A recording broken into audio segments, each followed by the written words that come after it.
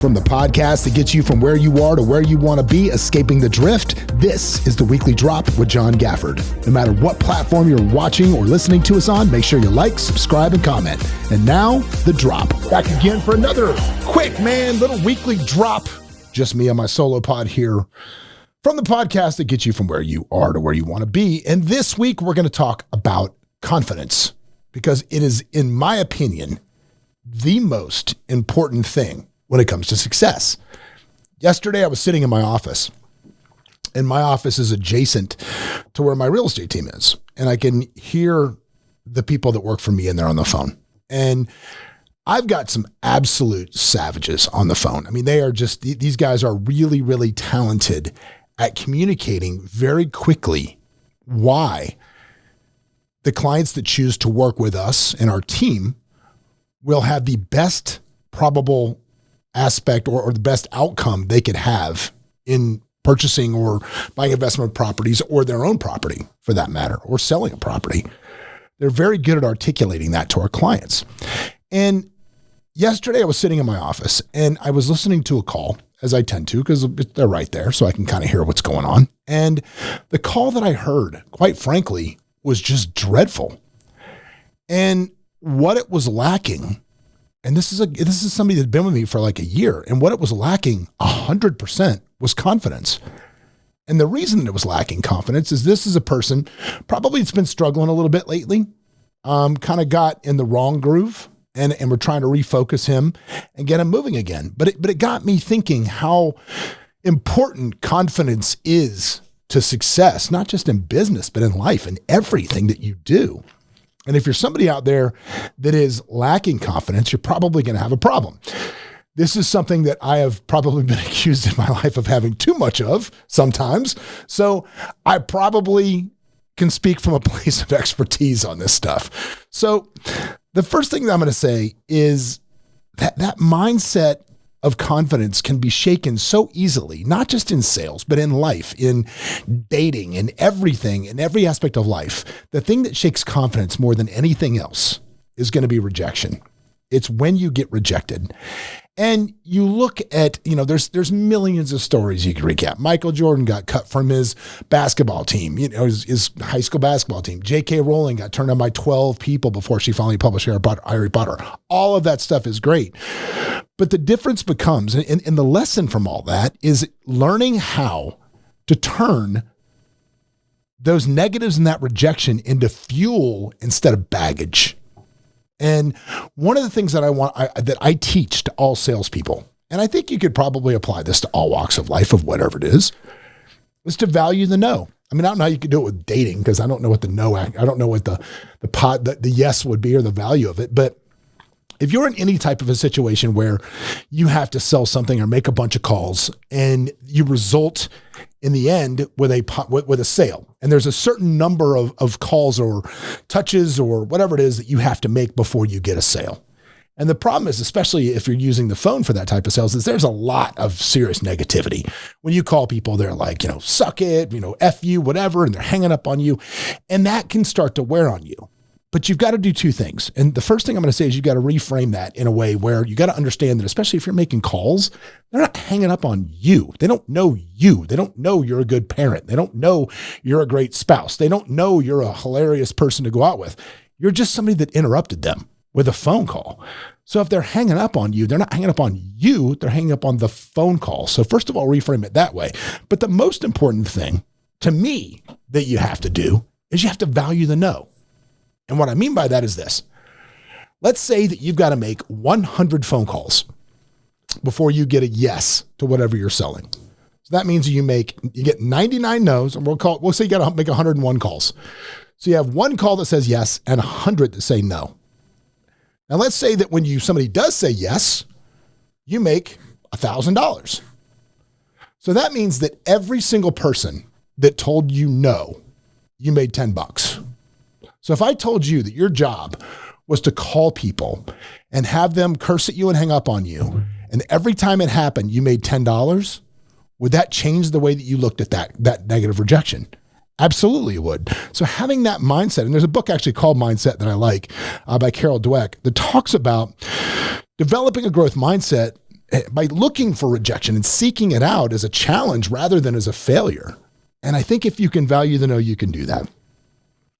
The second thing that I see, and I see this a lot in my son, which is the world will give back to you what you give out to the world. So body language is so crucial, so important in what you do and how you carry yourself. If there is one thing that I would say that we correct or try to help my son with as often as possible, it's his posture. It's always sit up straight, shoulders back, always that, always that. I hate when he hunches, because if you walk around all hunched over, dude, the world is going to give you back the energy that you're putting out. And I tell people this all the time. If you want to change how the world perceives you, do this one exercise for a week. Do this one thing, which is walk around. Imagine there's an imaginary string tied to the middle of your chest, pulling upward, not forward, but upward. So you have your chest out, your shoulders back, and carry yourself like that for a week and see how much different the world actually perceives you. Don't believe me. There's a book called Cuddy's Presence. And it's by a girl named Amy Cuddy, who had a terrible car crash. She had a terrible wreck, early in her 20s. And she was convinced because of that she was never, it impaired her to a certain amount. She was convinced herself that she was never going to finish college. She was never going to amount to anything. So she just began doing one thing, which was develop this concept of what she called power posing, which is everywhere she was, when she would prop herself up in a certain way, she would make herself look as powerful as possible. And the way that the world reacted to her, because of that, the energy that she was putting out, led her to not only finishing college, but becoming a best-selling author and becoming a TED speaker. And it was all about how she presented herself to the world. So if you're having a problem with confidence, a very simple thing you can do is change your physiology to change your psychology. It's very simple to do. When I think about, my favorite thing I think about is the lobsters, man. If you've ever heard the lobster story, the lobster story is there's actually a hierarchy within lobsters, that some of them that carry themselves meeker, if they carry themselves meek, they actually die and get sicker quicker. They've done studies on this, probably funded by the government. So Elon's going to kill any future lobster studies, I'm sure. But they've done studies that the ones that carry themselves meeker, they actually die faster because they look meek. They're fearful that they'll constantly be attacked. And that stress on their internal systems of the fear of being attacked because they carry themselves in a meager stance, the stronger ones do start to pick on them and they die earlier. So there's evolutionary truth in how you carry yourself. The world absolutely will reply to it. Now, I love that people talk about a good way to establish confidence, and you hear this all the time, is they say, fake it till you make it. Fake it till you make it. Just fake it. Just act like you have everything. Just act like you're great. Act like this. Listen, I am not a fake it till you make it guy. That's not who I am. I am a replicate, not imitate guy. And what I mean by that is, I think if you want to get somewhere in life, if you want to get anything, studying those that have already gotten there before you, studying those that have reached that place or gotten there, I think that just makes sense. And I think emulating what they do makes a lot of sense, but you don't want to fake it, because people can smell non-authenticity on you. I think authenticity is, I don't know if it's still the buzzword. For like 5 years, everything had to be authentic. It was like, that was the buzzword. But I think it's true. People can smell when you're being inauthentic, if you're being fake. However, if you are carrying yourself the way that you see somebody where you want to be and you carry yourself that certain way, if you are doing certain things that certain way, then there's nothing wrong with that. For example, there's some changes that I've decided to make in what I do for the upcoming year based on some goals that I have. And I've looked at some things that I do, and I ask myself, okay, like here are these people that are where I want to go within a certain thing that I want to do, right? I have the book coming out not in the not too distant future. I plan on touring the book. I plan on stages. I plan on all of those things. So my thing is, okay, I need to get back into emulating, not imitating, but emulating the world-class speakers that I know. And I know a bunch of them. And I ask myself, where are they? Where do they go? What rooms are they in? How are they being perceived by everyone around them? And I've got to set myself up to be perceived the same way. If I am if I am, it's like, I guess it's a good way to say it is you can't get on the stage if you're sitting in the audience. And if everybody sees you sitting in the audience, they ain't gonna see you on the stage. And that's kind of some tough decision-making that I've had to make this year or for the coming up year, things that I genuinely like to do, but I don't think they serve my greater purpose as far as where I'm trying to get. And they're damn sure not things that the people that I'm emulating do as well. So you got to make that decision. And then going further with that, talking about where I'm trying to go, imposter syndrome is a real thing that creeps in and damages confidence. It really does. I mean, you look at, Tom Hanks has been on record many times as saying that he constantly thinks people are going to figure out that he's not much of an actor. They're constantly going to figure that out. And I think anybody, if they're being honest, that has any level of confidence has those crises of confidence. There's days when I wake up and I'm like, okay, so we got this book deal and the book is done. Who's going to read this thing, right? Like, who's going to buy this thing? Like, is it going to, I hope it sells. And then you hear like the beta feedback and you're like, man, that's really good.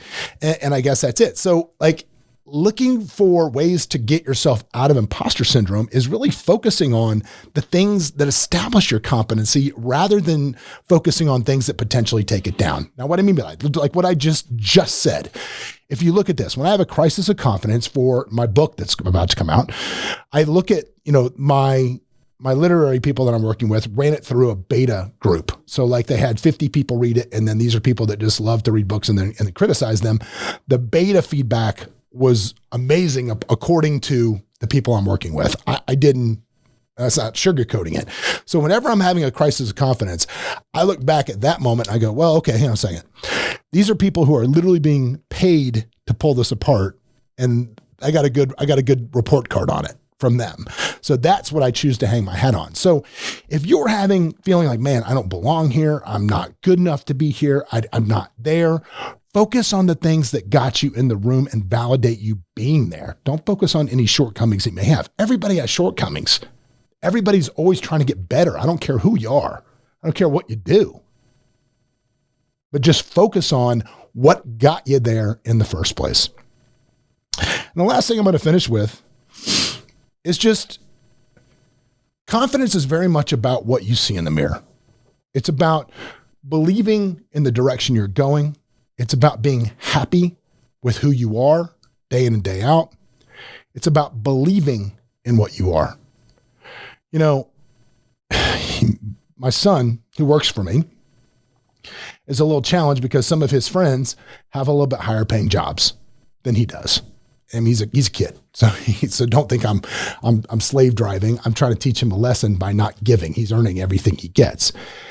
And yesterday I told him, and I think he was really surprised by this. I told him, I said, man, you have the ability, because you're a really smart kid, you're a good looking kid, and you're really dedicated to what you do. If you're not happy here with what you're making, you can change this and do whatever you want to do. The world is not happening to you. You're happening to the world. And I think at its core, that belief that you are happening to the world is where confidence is born. So hopefully each and every one of you can figure out a way to find that belief. We'll see you next week. What's up, everybody? Thanks for joining us for another episode of Escaping the Drift. Hope you got a bunch out of it, or at least as much as I did out of it. Anyway, if you want to learn more about the show, you can always go over to escapingthedrift.com. You can join our mailing list. But do me a favor, if you wouldn't mind, throw up that 5-star review, give us a share, do something, man. We're here for you. Hopefully you'll be here for us. But anyway, in the meantime, we will see you at the next episode.